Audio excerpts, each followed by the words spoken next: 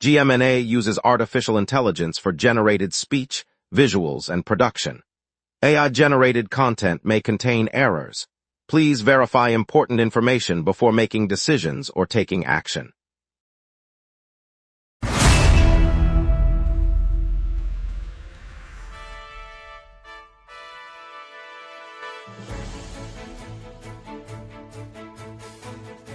Live from the GMNA News Center, this is the Lunch Break News Hour.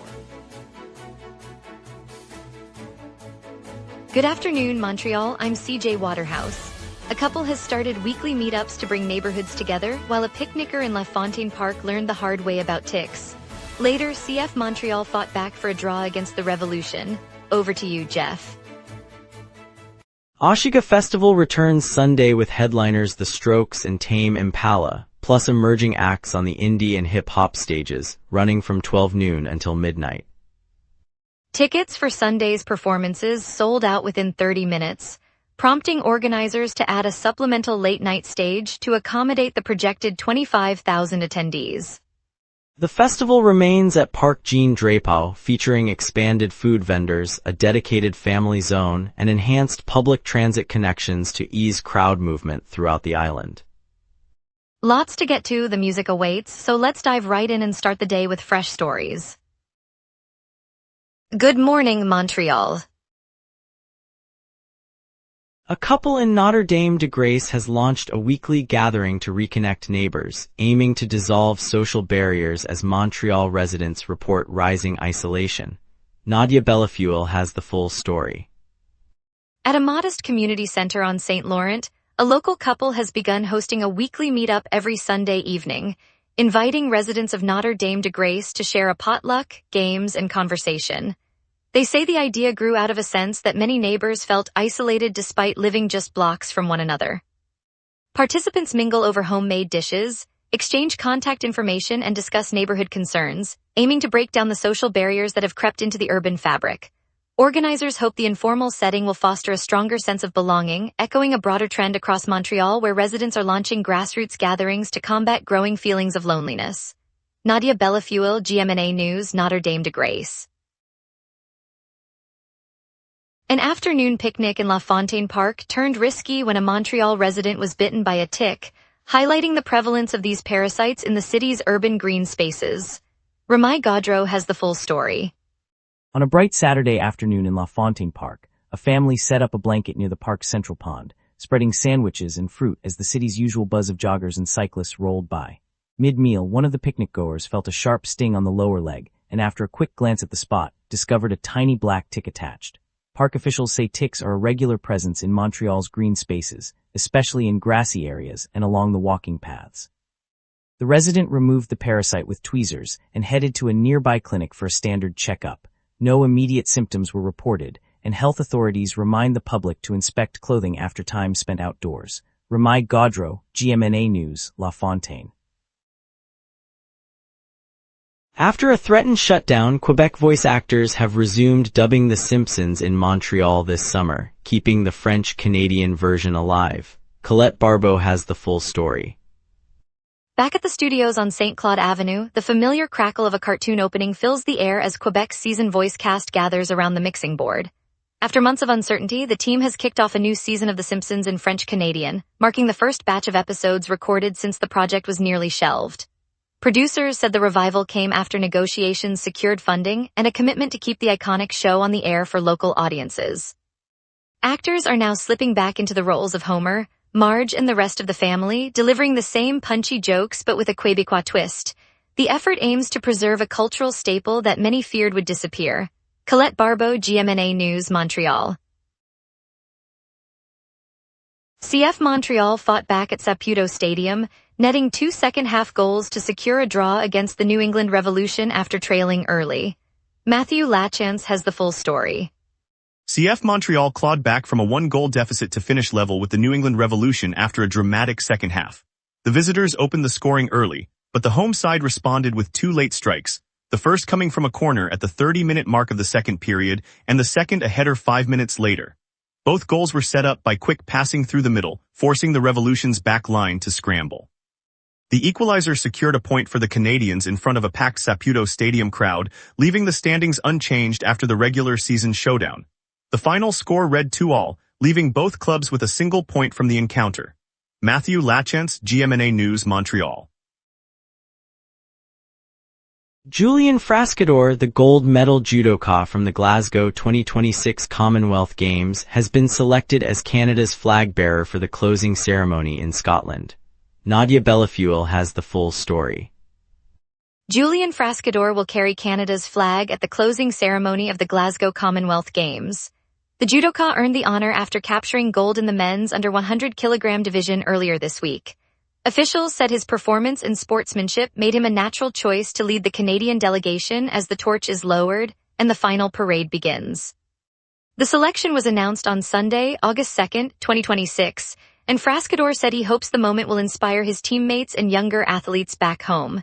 He joins a roster of previous flag bearers who have represented the nation in both summer and winter editions of the Games. Nadia Bellafuel, GMNA News, Glasgow.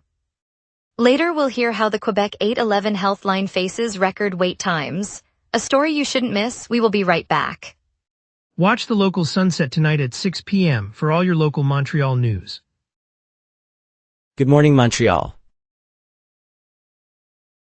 Quebec's 811 Healthline Info Santé is reporting record high wait times, with callers experiencing delays of up to several hours. The surge follows increased demand and staffing constraints. Colette Barbeau has the full story. Wait times for Quebec's 811 Health Advice line have ballooned to record lengths, with callers now hearing music for several hours before reaching a nurse.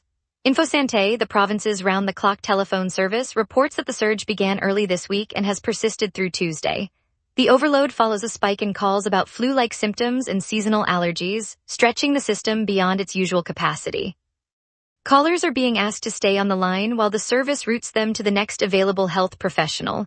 The Health Ministry says it is monitoring the situation and exploring options to add staff, but has not set a timeline for relief. Colette Barbeau, GMNA News, Montreal. National Bank Open is hosting a family weekend in Montreal, featuring Félix Auger-Aliassime and activities designed to inspire children to pick up tennis. The event runs August 1st through 2nd. Ramai Gaudreau has the full story. At the heart of downtown Montreal, the National Bank Open transformed its center court into a bustling family zone this weekend.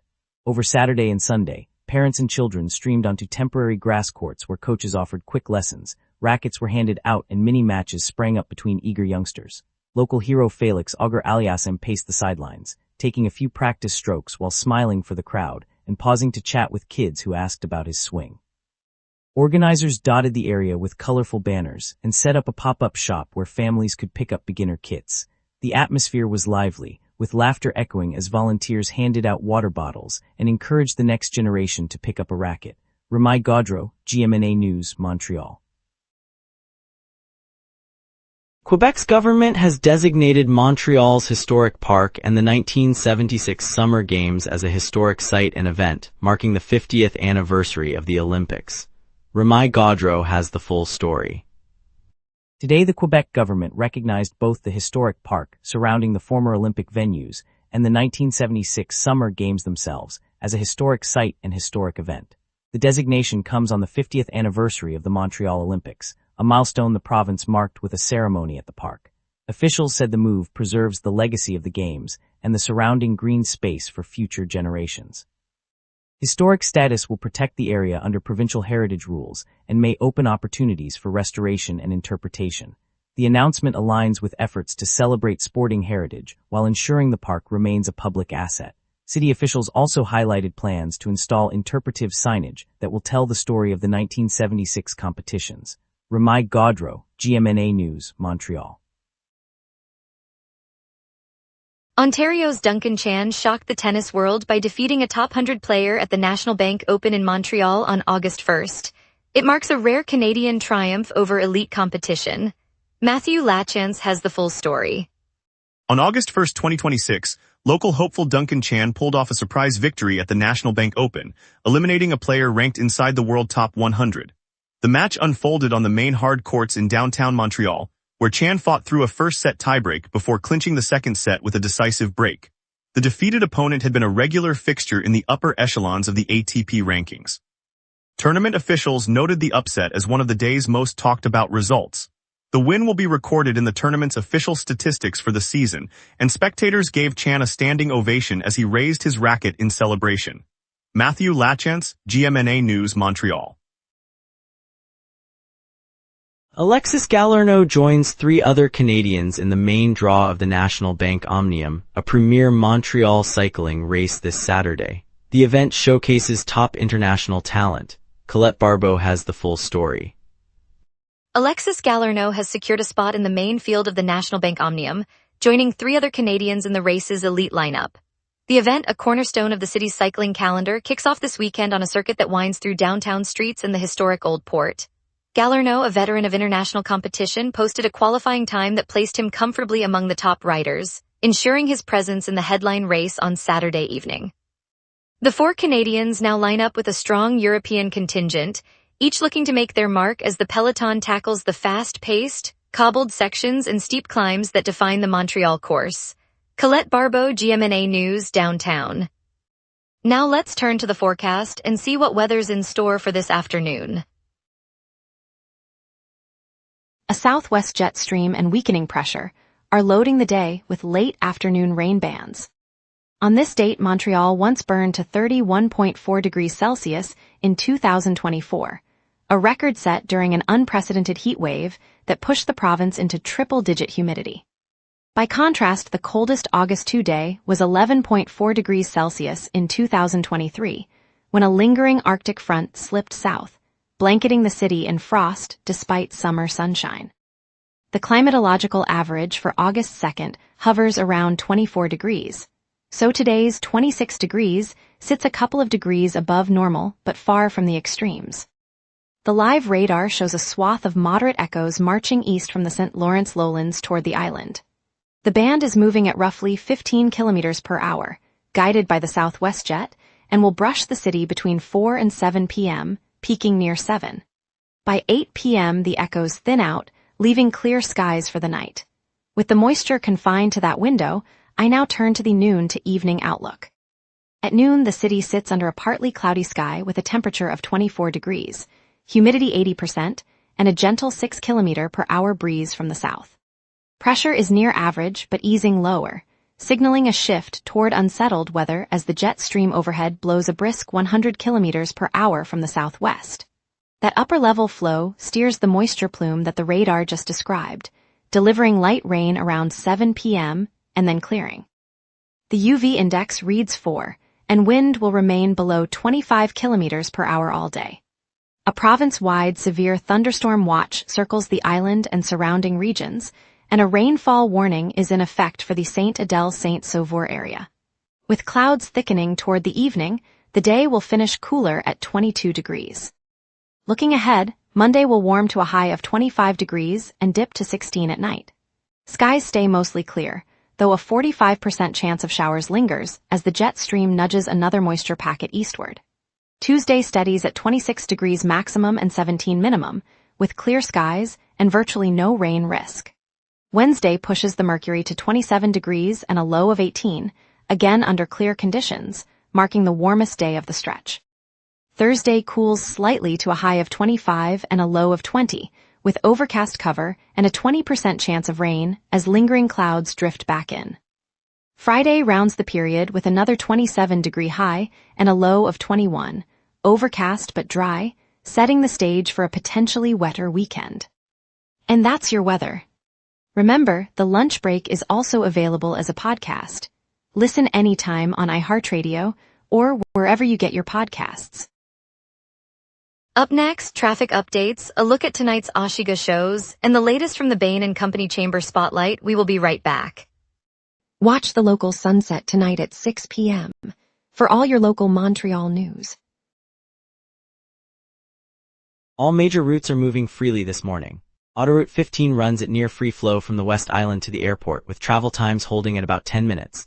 Boulevard St. Laurent and Rue Sherbrooke through the Plateau report light traffic, and the Daiquiri Expressway remains clear in both directions. Even the Ville-Marie Tunnel shows no bottlenecks, so commuters heading downtown can expect normal speeds. Looking ahead, the afternoon rush typically builds around the downtown core. Southbound Daycurry will likely see a slowdown after lunch, especially near the Atwater interchange, where commuter traffic merges with several bus routes. The southbound lanes of Autoroute 5 often experience a 5-minute delay as drivers approach the Turcotte interchange. Keep an eye on the east-west flow on Rue Saint-Denis, where office area deliveries tend to add a few minutes. No transit strikes or train delays are reported, and the commuter rail remains on schedule.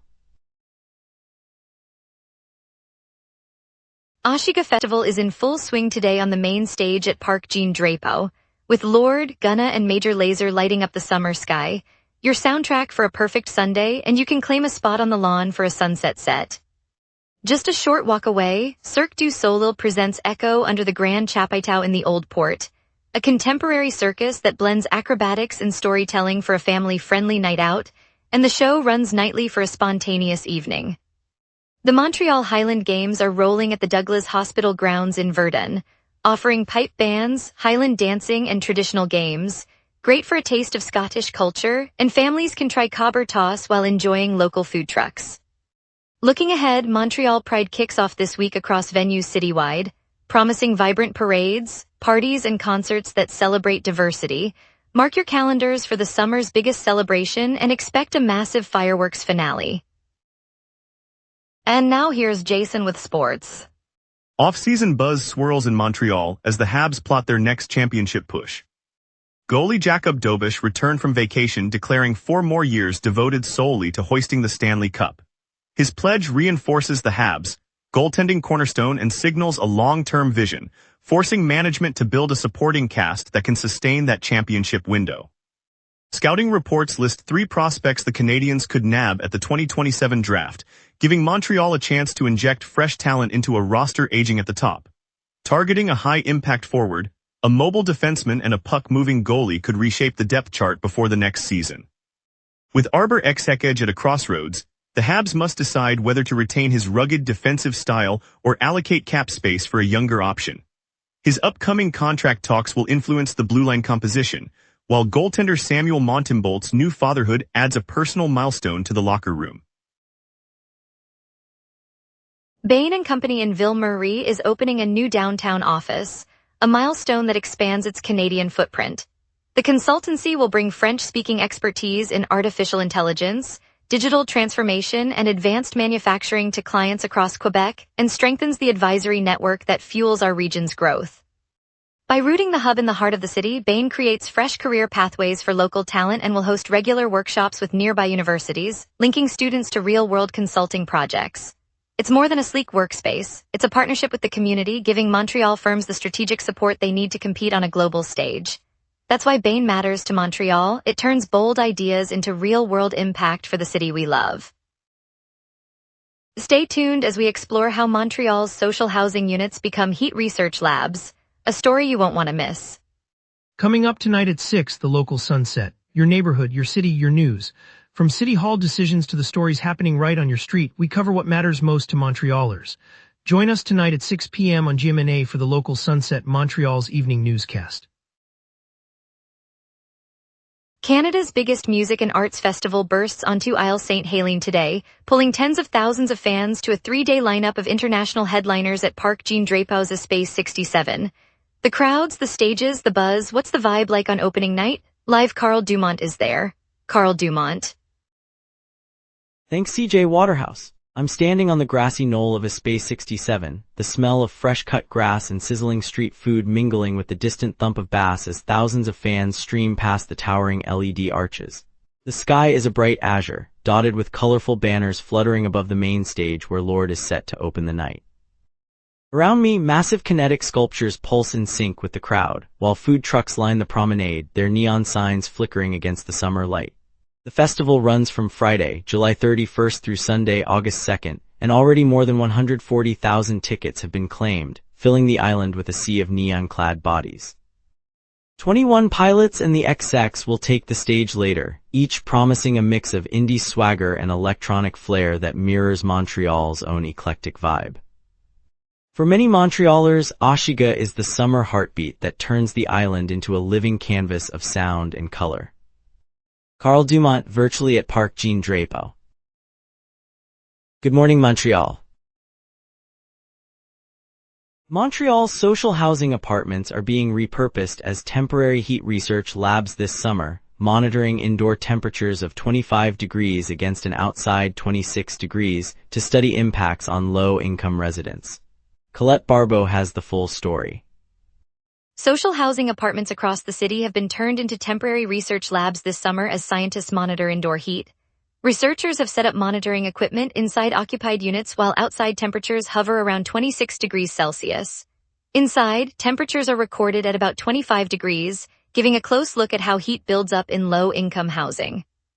The study, led by Lise Pellerin, aims to understand how sustained warmth affects residents who already face limited resources. City officials say the unusually warm summer prompted the conversion of these homes into data collection sites, with volunteers staying in place while measurements are taken throughout the season. Results will feed into future housing temperature guidelines. Colette Barbeau, GMNA News, Montreal. Quebec grocery bills jumped the most in Canada this month, outpacing national food inflation as prices rose faster than in any other province. Matthew Lachance has the full story. Over the past month, grocery bills in Quebec have climbed faster than in any other province, according to the latest national price report. While Canada's overall food inflation continues to rise, Quebec households are seeing a steeper increase in their weekly shop totals. Economists note that the provincial gap widened in July, with shoppers reporting higher receipts for staples such as dairy, produce, and meat. The trend puts additional pressure on families already coping with higher living costs and contrasts with more modest upticks reported in provinces like Ontario and British Columbia. Analysts say the disparity may reflect regional supply constraints and transportation costs that are hitting the province harder this summer. Matthew Lachance, GMNA News, Montreal. Thank you, Montreal, for joining us on the lunch break. Tonight's conversation with the emerging chef at the downtown market really highlighted our city's culinary spirit. We appreciate your time and look forward to bringing you more stories tomorrow. See you then and have a wonderful evening. CJ Waterhouse.